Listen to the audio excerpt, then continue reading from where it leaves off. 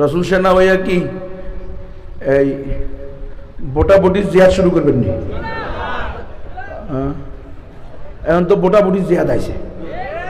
এগুলো ইসলামের অপব্যাখ্যা। এখানে উলামায়ে কেরাম চুপ থাকতে পারবে না।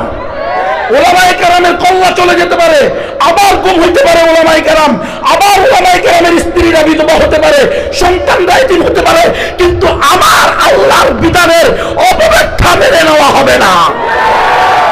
বোটাবুটি কবে জিহাদ হয়েছে রে?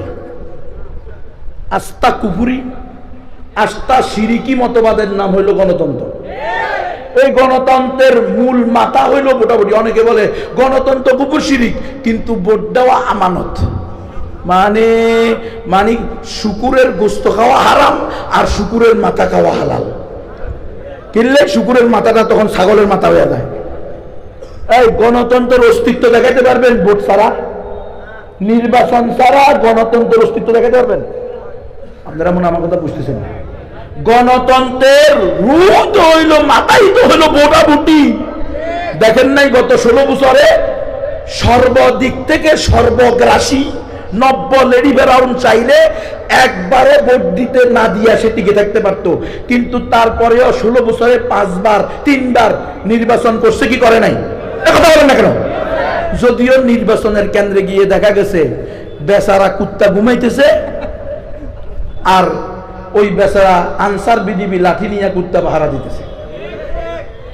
কেন? ঠিক না? পত্র পত্রিকায়, media, print media, electronic media, Facebook, ইউটিউবে আসছে কি আসে নাই? সকাল 11টায় ভোট কেন্দ্রে গিয়ে দেখা গেছে কুত্তা ঘুমাইতেছে, আনসার বিজিবি পাহারা দিতেছে যাতে তার ঘুম নষ্ট না হয়। বুঝতে বুঝছেন? এটা হলো গণতন্ত্রের হাকিকত। গত 16 বছর যদি আপনারা আপনাদের অধিকার আদায় করতে না পারেন, আগামী 1600 বছরেও পারবেন না। এই সিস্টেম পরিবর্তন করা ছাড়া, মনে রাখবেন মুসলমান, সিস্টেমে ঢুকে সিস্টেম পরিবর্তন করা যায় না। নাপাক দিয়ে নাপাক দূর করা যায় না। এই জন্য নাপাক দিয়ে নাপাক দূর করতে গেছেন। এখন হিন্দু, বৌদ্ধ, খ্রিস্টানদেরকে স্বীকৃতি দেওয়া লাগতেছে। ইসলামী দলের হিন্দু শাখা, ইসলামী দলের বৌদ্ধ শাখা, ইসলামী দলের খ্রিস্টান শাখা। ভোট দিবে আমি গুণবীরে, আমার দল হলো ইসলামী দল। যখন ভোট দিবে আমি তখন সংসদে গিয়ে কোরআনী শাসন প্রতিষ্ঠা করব, কোরআন সুন্নাহ শাসন প্রতিষ্ঠা করব, কোরআনকে সংসদে নিয়ে যাব। আর হিন্দু বৌদ্ধ ঐক্য পরিষদের লোকেরা এসে বলবে, মুরব্বী দাদান, আপনি তো শুধু মুসলমানের ভোটে কি হন নাই, নির্বাচিত হন নাই। আপনাদেরকে আমরা হিন্দু, বৌদ্ধ, খ্রিস্টানরা কি দিছি? আপনারা বলছেন আপনার কাছে ধর্ম, দল সবকিছু নিছে, সবার ঊর্ধ্বে মানবতা। তো আমরা কি এখন মানুষ থেকে বাইরে চলে গেছি নাকি?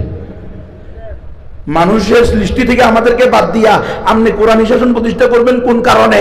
কেমনে সম্ভব? আমরা তো হিন্দু, বৌদ্ধ ঐক্য পরিষদের 30 জন মাননীয় সংসদ সদস্য আছি।